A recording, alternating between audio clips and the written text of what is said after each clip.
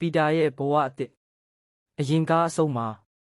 ကဘာတစ်ခုလုံးကပီတာကိုမေ့သွားကြပါတယ်။ဒါကြောင့်ဒီကားမှာတော့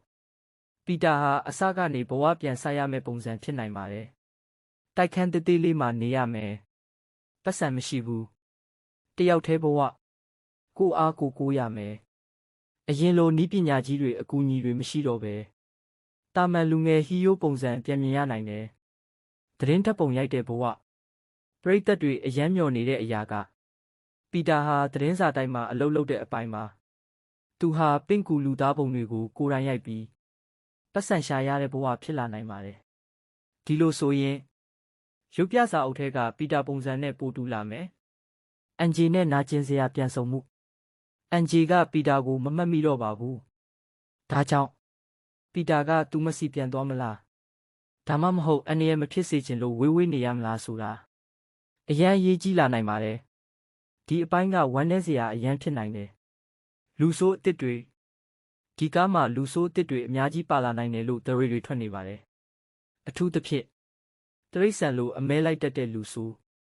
အမောင်စွမ်းအားသုံးတဲ့သူလူတွေရဲ့စိတ်ကိုထိန်းချုပ်နိုင်တဲ့သူစားတဲ့ villain တွေပါလာနိုင်တယ်လို့ပြောနေကြပါတယ်။ပိုမောင်တဲ့ဇလန်းဒီကားကအရင်ကားတွေထက်ပိုစိတ်ဖိစီးမှုများတဲ့ဇလန်းဖြစ်နိုင်ပါတယ်။ဘာလို့လဲဆိုတော့ပီတာဟာအခုဆိုမိသားစုမရှိတငယ်ချင်းမရှိ